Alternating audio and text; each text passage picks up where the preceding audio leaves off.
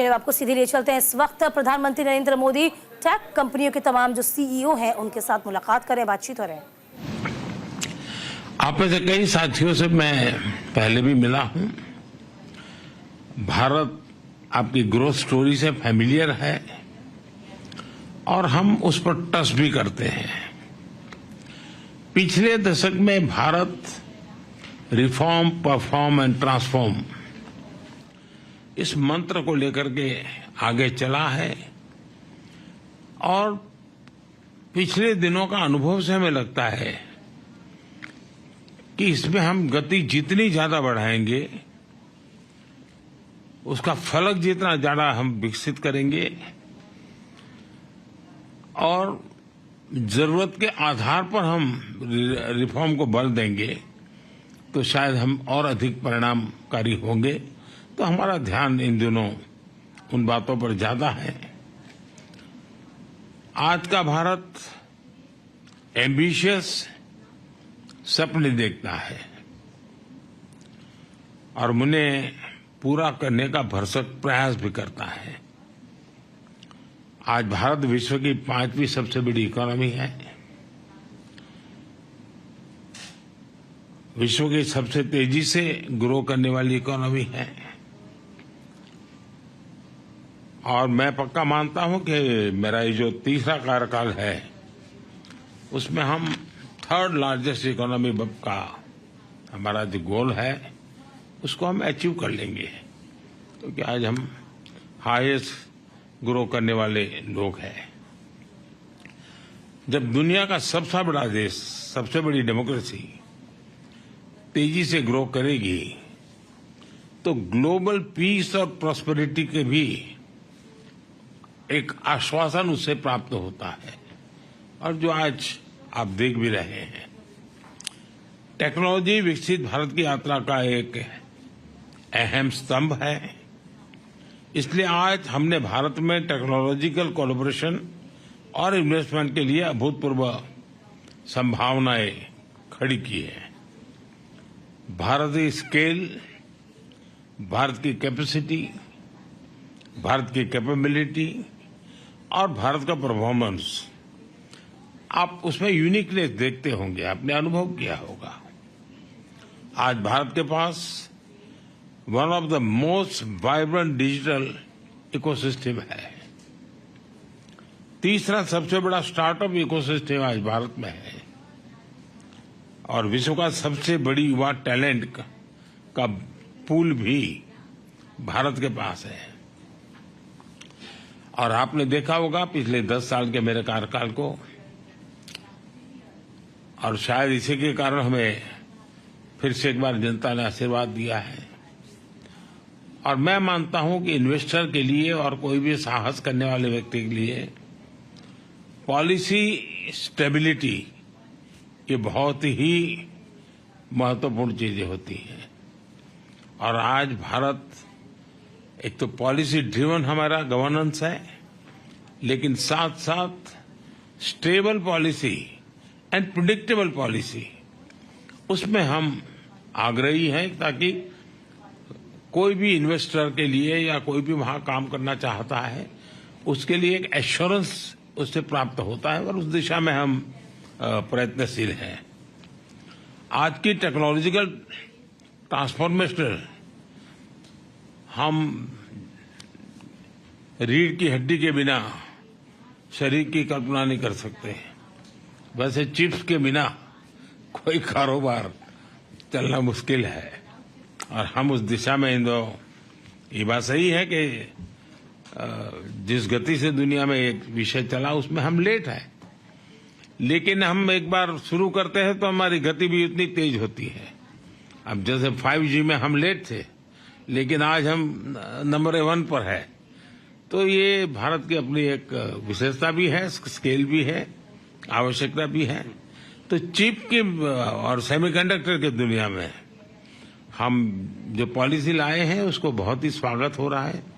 करीब करीब सभी इस क्षेत्र के लोग भारत में आने की दिशा में आकर्षित हो रहे हैं और उसके लिए जो बेसिक नीड्स की जरूरत है उसमें हम पूरी तरह तैयार हैं।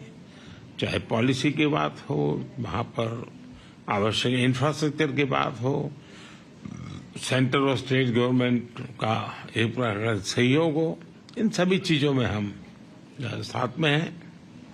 और इसलिए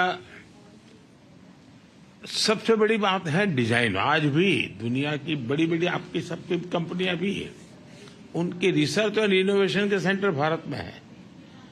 सबके सब भारत के टैलेंट से आप पूरी तरह परिचित है। भारत के टैलेंट पर आपका पूरा भरोसा भी है।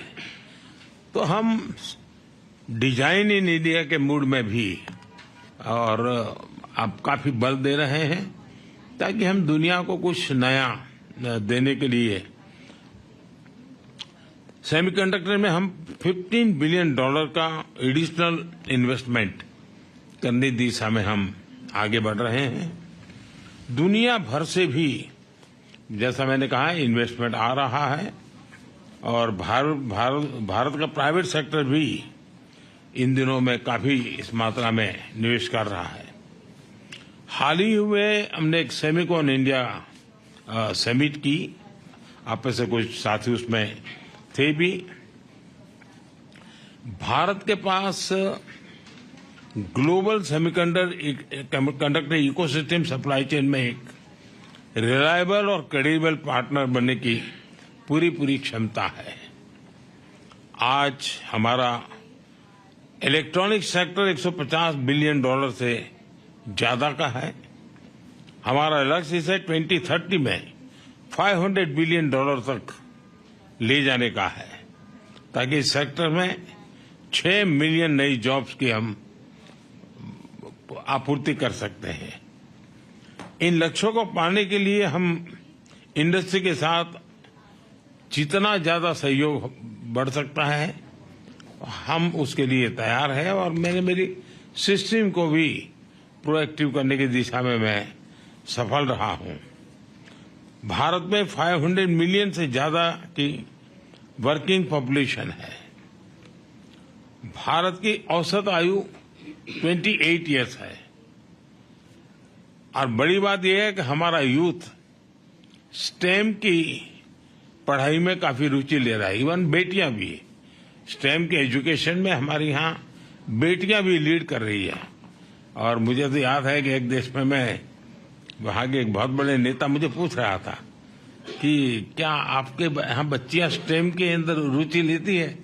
जब मैंने उनको आंकड़ा बताया तो उनके लिए सरप्राइज था कि भारत की बेटियां भी उन सारे क्षेत्रों में काफी कुछ कर रही है।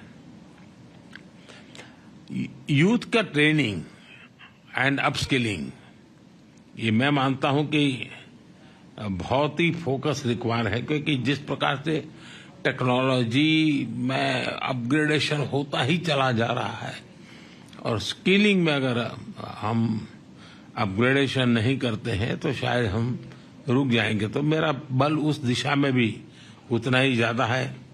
और इंडस्ट्री 4.0 के लिए इंडस्ट्री रेडी वर्कफोर्स, वो हम एडवांस में काम करने की दिशा में आगे बढ़ते हैं। आपका अनुभव और आपकी रिक्वायरमेंट, उसके आधार पर अगर कोई हमारे पास प्रोडक्ट मिलता है कि भाई ये हमें चाहिए, तो हम उसके आधार पर काम आगे बढ़ा सकते हैं और बहुत तेजी से इसको हम बढ़ा सकते हैं। हमारा लक्ष्य 1-2 सालों में 85,000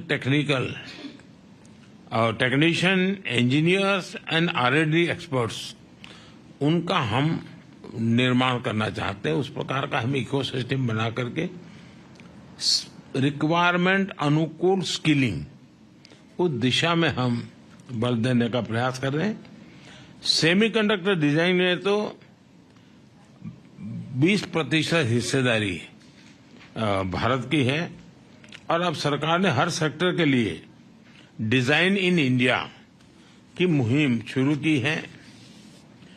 और हाल में ही हमने हाई एंड रिसर्च को प्रमोट करने के लिए $12 बिलियन का रिसर्च फंड भी बनाया है, क्योंकि हम इनोवेशन पर विशेष बल देना चाहते हैं। भारत में मजबूत IPR फ्रेमवर्क जो आपने उल्लेख किया आईपीआर के संबंध में, और टेक्नोलॉजी और इनोवेशन को संरक्षित करने की दिशा में भी हमारा उतना ही बल है। हमने जो नया डेटा प्रोटेक्शन लॉ बनाया है उससे भी आप जैसे साथियों को महत्व है। अब डेटा प्रोटेक्शन लॉ का तो महत्व ही है। अब मैं डेटा पॉलिसी को लेकर के अभी आ रहा हूं और मैं गवर्नेंस के मॉडल में डेटा गवर्नेंस पर भी बल दे रहा हूं। मैं गवर्नेंस में एक साइमल्टेनियस पिलर खड़ा करना चाहता हूं, जो गवर्नेंस के ट्रेडिशनल मॉडल है उसके साथ साथ एक गवर्नेंस का डेटा गवर्नेंस का मॉडल, ये दोनों साइमल्टेनियस कैसे काम करे, क्योंकि बदलती हुई दुनिया में ये बहुत बड़ा रोल प्ले करने वाला है और हम उस दिशा में आगे बढ़ने का प्रयास कर रहे हैं। भारत एआई स्ट्रेटेजी बनाने वाले सबसे पहले देशों में से एक है। और मैं तो जब पिछली बार यहाँ आया था तो व्हाइट हाउस में हमारी एक छोटी सी टेक्निकल ग्रुप की मीटिंग थी, उसमें सुंदर भी थे, और उस दिन मैंने कहा था कि मेरे लिए एआई का मतलब है अमेरिका इन इंडिया। तो हम उस ताकत को और बढ़ाना चाहते हैं और भारत ने जो टेक्नोलॉजी को डेमोक्रेटाइज करने की दिशा में जो काम किया है वो हर प्रकार के डिवाइड को खत्म करने वाला एक बहुत ही सफल प्रयोग है, ऐसा हम अनुभव कर रहे हैं। भारत एआई के रिस्पॉन्सिबल और एथिकल उपयोग के लिए भी प्रतिबद्ध है।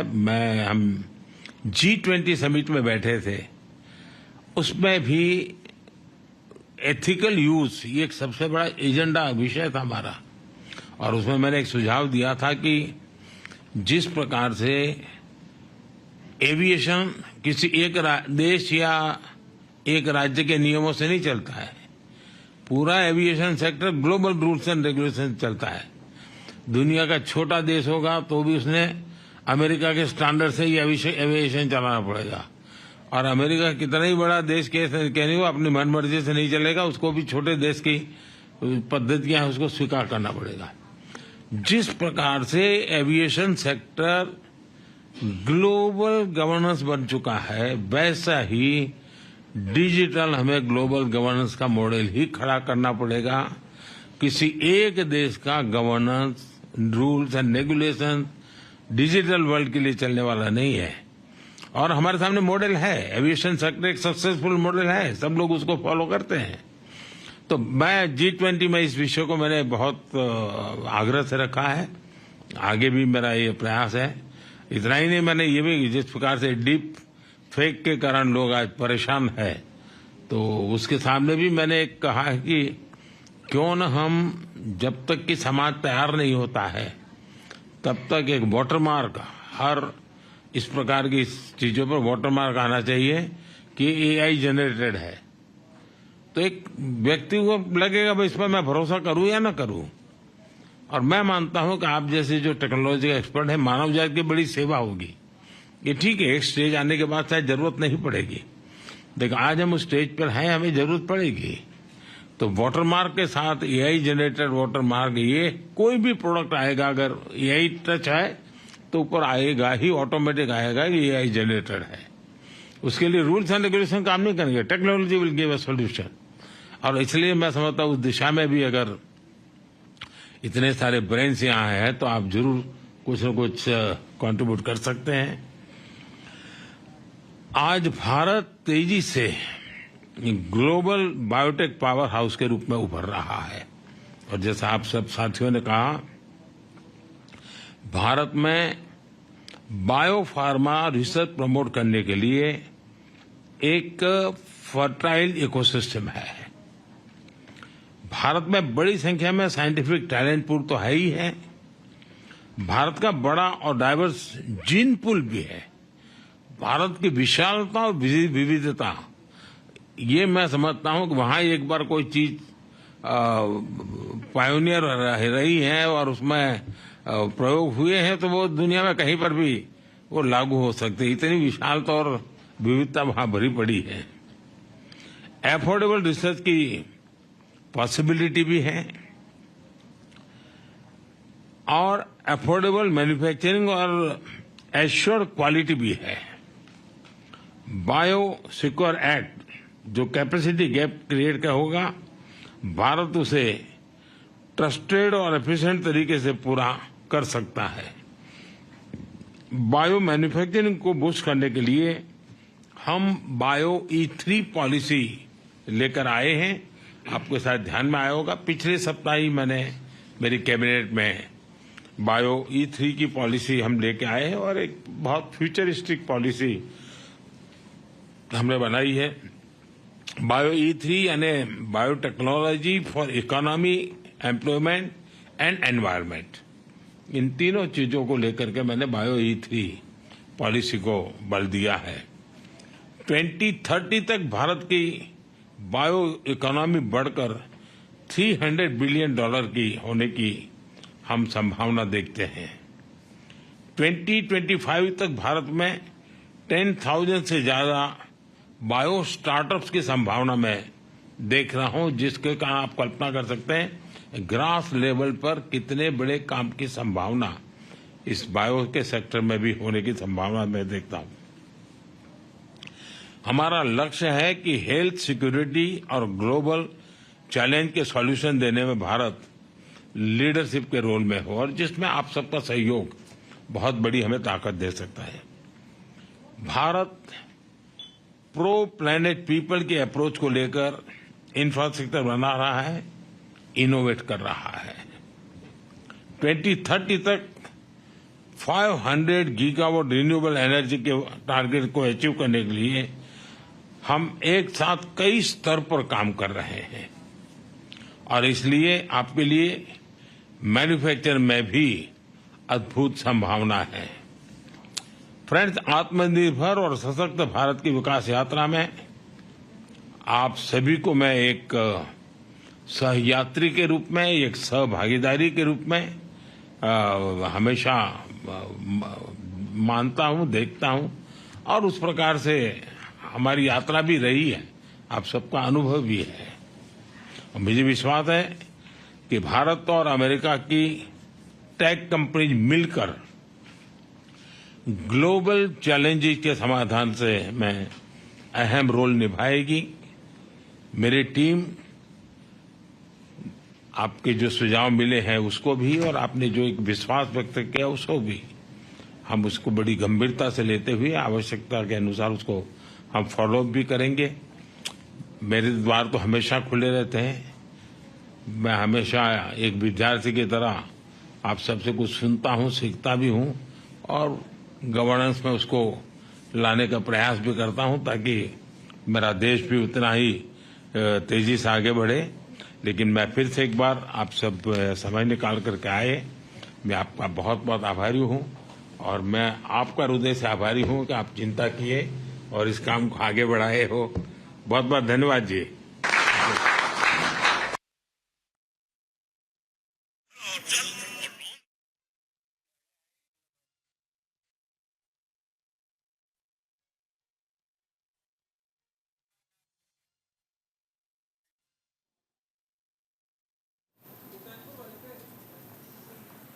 तो प्रधानमंत्री नरेंद्र मोदी इस वक्त न्यूयॉर्क में मौजूद हैं।